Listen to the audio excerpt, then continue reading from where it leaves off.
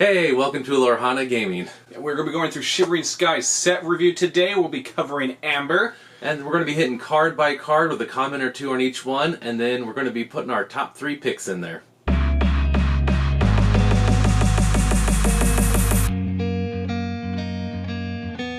So let's kick it off with Fix-It Felix Jr., Delightful Sightseer. You know, he's a cost 2, 1/3, 1 lore. Alright, with the ability of if you have a location in play, you get to draw a card. We're not seeing crazy locations in Amber right now, so I'm not really seeing a great playline with this one. And then next up we have Fix-It Felix Jr. again, but this one is Trusty Builder. It's the 2/4 bodyguard, potentially decent as an alternative to Donald Duck in the aggressive deck, but I think Donald would probably still see play over him. Yeah, there's a lot of good bodyguards. We've got Gazelle Popstar next, and a Singer 5. So we've seen this slot with the 3 cost, 2/3 line.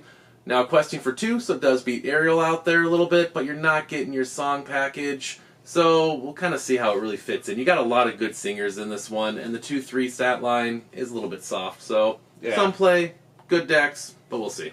Yep, and then next up we have one straight for the garbage pile, Healing Decanter. So, 2 cost, removes 2 damage from chosen character. Healing archetype still isn't good. It's not going to be good with this set. We didn't have a card that pulled it.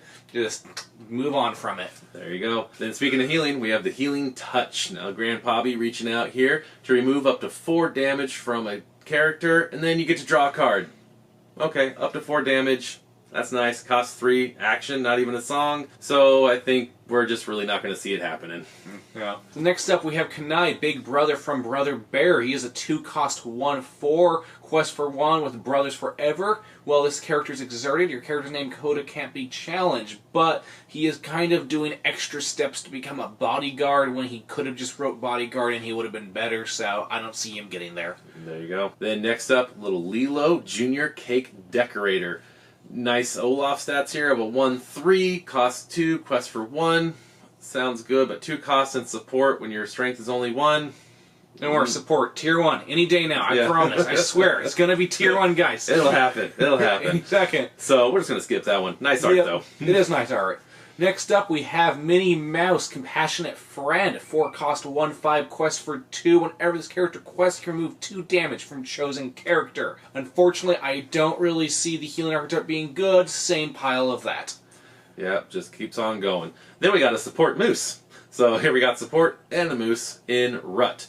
Now, again, this one, 4 cost, 3/4 for 1 quest. You know, maybe in a fun moose deck, but other than that, not seeing it. Follow-up is Took Northern Moose. Same setup. This one doesn't even have support. Just a 4 cost 4/4. Nothing special. Nothing interesting. But then we can move on to the one of the stars of the Shimmering Skies, I'd say, Vanellope von Schweetz. This is maybe the lesser of them that I see playable. But you have your 2 cost 2/2 of the Candy Mechanic. Questing for only 1, but whenever this character quests, chosen opposing character gets -1 strength. Woo! Okay, very situational. Yeah. Not within the set, though. I think there's better shift targets. Yep, speaking of better shift targets, we have the 1 cost Vanellope von Schweetz Sugar Rush Champ. So, 1 cost 2/2, we've seen it all before. After we've seen it with Robin Hood in the previous set. You know, you're going to play her on 1, you're going to do her shift on 2. If the shift wants to see play, this card will follow along with it. Otherwise, it's just not going to be there. And we'll just see where that pans out. Yep, very standard in there. Then we have a new fun one in here of Alan Adele, Rockin' Rooster. Now this one is a 4 cost, 2/3, very similar stat line we've been seeing, with a 2 quest, which is pretty good. I don't really see why you're going to quest him though, because you want him sitting there, because what does he do? He gains you a lore whenever you sing a song. Yep, he's in that group of passive effects such as Flocker Tree's a hero, or Bucky where you want him to sit out and have a powerful effect, and then you'll quest with him when you feel it's safe. Yep. But he has no protection on him. Exactly. Like, whereas, you know, in the 2/3, we're used to dealing with that already with so many other 2/3 stat lines. Smash, Brawl. Yep, Diablo's still in the format. Those cards are still going to see play. Yep, exactly. So, will he be seen? I'm sure he will. Could we use flutes instead? Oh, for sure. Maybe. You know, he's right there, so I think time will tell kind of how this Rooster really rocks out. Yep. Next up, we have Amber Chromaticon. So this is one of the Chromaticon cards of the set. This one, unfortunately, is in the healing category, which is not really that playable, so unfortunately I don't see it really getting there at all. Yeah, just kind of goes down. Slightly like our big brother of Fix-It Felix Jr. here, the Nice Land Steward. So he is very big and chunky at a 5-cost 4/5, so that's really cool. The chunkiest. Yeah, the biggest of all the Fix-Its. Overall, gives your locations 2 willpower. I'm not feeling it still. Yeah, no, just locations aren't really there in yellow. Yep. Alright, next up we have Invited to the Ball. So, this is going to be the card draw of yellow. It's uninkable 2 cost, reveals the top 2 cards of your deck. You get to grab all characters, the rest go to the bottom. Obviously, this is pushing for a character-only archetype like the Mufasa deck we've been seeing around, which potentially could come back into the meta. It is looking right, but hard to say if this card is going to be good enough to warrant having 4 less slots. Yeah, that uninkable hurts it. No, for sure. Then we have Maid Marian, Lady of the Lists. So, she's a 6-cost 4/5, 2 quest. Okay, fairly decent. When she comes into play, hey, you get -5 on all your opposing characters. That's not too bad. For the cost, I just look at Kita. You could shift it, and it costs 1 less. Maybe the stat line's a little bit different, so it kind of depends on your situation. Then next up we have Nala, Mischievous Cub. So this is going to be a new type we're seeing with the 1 cost. We always have the 1/3s and the 2/2s. And now we're having the 0/4. There's some other colors as well. Quest for 1. These ones to me scream that they're trying to look for a shift target, which she doesn't have, so I don't really see her seeing play outside of that. Then we have Rapunzel's Tower. Hey, it sounds cool. Characters here get +3 willpower. Well, here, excellent. Costs 1 to move there. I mean, feels there's better locations. Maybe. Yeah. I mean, it's an 8, so it can even take a Rush Hercules. But I don't know. Not feeling it over other things. Yeah, the no lore hurts it too much. Exactly. Next up, we have Sven, Reindeer Steed. So this is a 4-cost 3/3 that quests for 2. He has the ability Reindeer Game, so when you play this character, you may ready a chosen character that can't quest or challenge for the rest of turn. We've seen this type of effect in Ruby before, where they could challenge and it never really got there, and I really don't see Sven being the thing that pushes that ready thing. You're probably right. You know, he is cool, does kind of stand somebody up, they can sing again, it's nice, does quest for 2, 3/3, decent, but yeah, I'd say his only thing that he might get to is some shenanigans with, like, singing songs. He can sing a song, play him, whole new world, sing another one. So maybe with the new high-cost singers, he could have potential in setting up song chaining. Yeah, there you go. I mean, either way, he's a very cool reindeer, so he'll see some play. He's a cute guy. And then very on that note, kind of the similar method here is we got Try Everything. Good old Zootopia song, 4 cost. Is it really worth it, though, to heal up to 3 damage from 1 character, and then you get to ready that 1 character, and then they can't challenge or quest for the rest of the turn? We've got kind of the same thing, but in a song action. If you're really looking to do something to maybe free up another character, perhaps, but again, very big chaining songs, and Sven could just quest and get you the same thing. Alright, next up we have Coda, Talkative Cub. So he's a 2-cost 2/1 quest for 2, and during your opponent's turns you can't lose lore.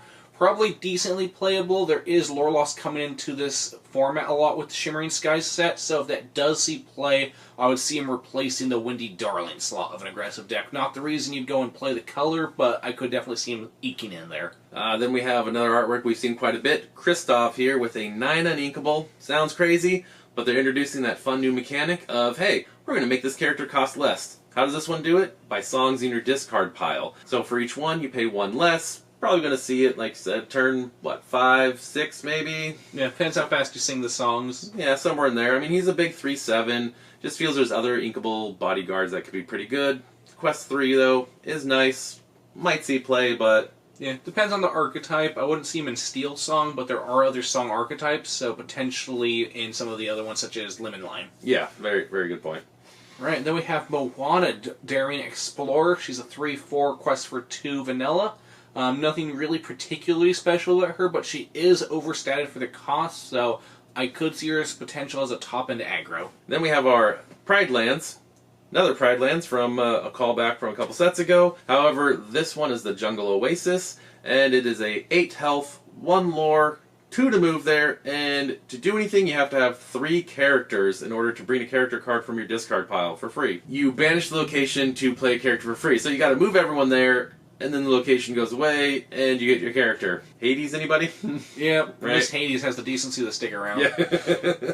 Alright, next up, the Queen Censor Course. So we're gonna, and with this Shimmering Skies, we see a lot of cards that push archetype. This one is pushing the Queen and Princess archetype. So at the start of your turn, if you have a Princess or a Queen, you gain 1 lore. This is a very powerful effect. We've seen it be good with Sleepy Flute, where that one just gets to gain lore if you've played a song this turn. So this one's more conditional, but it also has the ability where you can go and pay to reveal the top card of your deck, and if it's a Princess or Queen, you can draw it. So it does give you pseudo card advantage as well, but I don't think there's enough Princess or Queens to make it see play right now. Then we have Revive. This one's kind of, I feel, another mix of the set at a 5 uninkable. Lets you go play an action that grabs a card of 5 or less from your discard pile and play it. I mean, Hates Mufasa. yeah, I mean, still pretty decent. I think you kind of have to have the right deck for it. It's not going to fit every deck for sure. Yep, some potential maybe with the new Robin Hood from Red. There you go. Alright, next up we have Vanellope on the Street. So this is the shift target herself. So 4 costs 2, 4 quests for 2, and shifts for 2. So whenever you play another princess character, all opposing characters get -1 till the start of your next turn. I do like the shift 2 on her. I think that is good potential for having an early card that is hard to deal with. Daisy is good because she has 4 health so early, so potentially there. But I don't know how active her effect will be currently. And right from Vanellope, we go to I'm Gonna Wreck It! Big old Wreck It Ralph, Admiral Underpants. Great title. I think that's the subtitle of the Amber set winner right there. We've got a 7 uninkable, really big at a 6/7. So this is your Wreck It Ralph, questing for 2, and has the cool ability of when you play this character, you can get a character card from your discard pile, pop it in hand, and if it's a princess, guess what? You get 2 lore. Woo. Yay! Excellent. But 7 uninkable, my friends, we're not really going to see it that much, I don't think. Too high. Now, an interesting one we have is our first super rare, Blast from Your Past. So, 6 cost song, can name a card, return all copies of that from your discard to your hand. Simple effect, but I believe it has a lot of potential in this format coming up. It goes and synergizes with being able to go and get extra copies. So good on-play effects such as Ariel or Naveen would be a good one to get a few copies back to hand. Yep, I really agree. Like, just being able to grab those characters right back, even outside of set, all sorts of things. There's a lot of possibilities here. Again, that 6 uninkable and only 1 singer, so you're going to have to be a 6 or higher or a good singer. So yeah, probably wouldn't see more than 1 or 2 copies, but I could see it making a list. Yeah, it can definitely make some decks for sure. Then we have a big one that I think is going to make definitely one type of deck for sure. That is our Daisy Duck Donald's Date. Now, this one is a 1 uninkable, so it's your great 1-drop out of 1/4. Pretty big, hard to remove stat line early on. Quest for 2, and its ability, which is getting a lot of people talking, right, is you quest and you get to reveal the top card of your opponent's hand. They may draw that into hand if it's a character, but if it's not, guess where that goes? Right to the bottom. Yep, and I feel like that also is an upside for the type of deck you want to play her in. Anything that's an action usually means that deals with your character, so putting that on the bottom gives you information, and it just makes sure that you're good to go. Yeah, I mean, can you imagine, like I said, your whole new world, your lucky dime, your grab your swords, all of a sudden your opponent was about to have a Zeus? No, you're not. Yep, and there's not a lot of shuffle effects in this game either, so anything that goes to the bottom is pretty much gone for the game. Yeah, ain't gonna see that for a while. Alright, next up we have Minnie Mouse Drum Major. So, 5 cost, 4/4 quest for 2, and shifts for 4. So when you play this character, if you use the shift to play her, you may search your deck for a character card, shuffle your deck, and put that on top of it.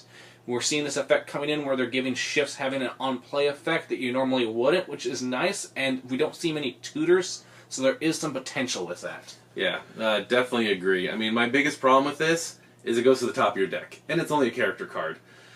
So there are some, quid pro quos to say to put into this, but either way, like I said, it's a very strong effect that you could probably see some good combos with, right? Yeah, find some key cards. If you're playing her, trying to get Maleficent Dragon would be really nice to have as a top deck. Yeah, there you go. Like I said, if you had Mufasa out and gets banished, set up your banish. There you go. So some nice potential there. Then we have another big one, our first 5 quester in Maribel Madrigal. So she obviously comes out here. She can only be played if you have 5 or more characters, and she costs 5. So I'm not sure how much we're going to see her, but they really like 5s in this because cost 5, 5/5 for stat line, 5 lore, and you have to have 5 characters out. I sense a theme here. Oh, for sure. There is a theme here. I do wonder if with the 5 character requirement, though, if that will go and hinder her from being able to see play. I know rules-wise she supersedes a lot of the ways to cheat in, so you can't go in to use something like just in time because you still get locked by her play restriction, which I think may restrict the card. Yeah, I can definitely see that. And kind of on the side, if I have 5 characters on the board and I'm now putting a 5-quester on, I'm probably kind of ahead in the game, right? They're not. Yep, they're not probably already dealing with my winning, stuff. and you don't want to make that be prepared any better. Yeah, there you go. I think I kind of like this card a bit because I can see some potential combos, and it seems really fun. And of course, it's going to be our next challenge or store championship Enchanted. Oh yeah, coming up. It looks very gorgeous, and they're pricing out the whole top 8 now too, so be excited. Right, so hopefully win a playset, but we should be playable. Easy peasy, right? We'll see. Alright, next up, one of arguably the best cards of the set. Coming up is Prince Naveen, Ukulele Player. So, 4 cost uninkable, 3/3, quest for 2, singer 6. And when you play this character, you may play a song with cost 6 or less for free. Great if you're an Amber player, right? If you like songs and you're an Amber player, you are ecstatic. If you're anybody else, to me this card looks toxic to me. That 6 for free, it's going to get better over time. Yep, I mean, we've already seen more 6-cost songs coming out. It's just going to be nice because you get the biggest thing I think in Lorcana right now is being able to establish board threat while being able to do action at the same time, which he does in both ends. Singer 6 is terrifying to have out. He can go and sing Grab Your Swords, Whole New World. In Ruby, he can go and sing Teeth and Ambitions. He can go and sing Be King Undisputed, which is just really insane. Anything he's going to do, it's just going to be useful. I just don't see where he's going to be bad. Right, exactly. And you might say, well, you have to have the song in hand. Well, 3-cost Ariel dropped. I found a song. Right. Man, good thing Yellow's known for not having any song interaction, right? Exactly. So, I mean, at least he doesn't have Ward. But I mean, Bucky, round 2, let's go. Yes, this is my vote of the entire set of almost anything so far. That could get the Bucky treatment here. But otherwise, I mean, it is a fantastic card. Yep. I mean, you can't argue it. I would say on the last thing, there is potential. I know we do have the new Steel Pete coming out, so maybe they print enough Song of Hate that he naturally gets checked over time from that, but time will tell. Yeah, that's fair enough. That gives our rundown of all the Amber cards, right? So there's Amber for Shimmering Skies, set 5. Alright, thanks for joining us for that video. If you like our content, please like, subscribe, and share it. Don't forget to hit that bell notification so that way you know when our next videos are coming up. We really appreciate the support and stay tuned for the next video.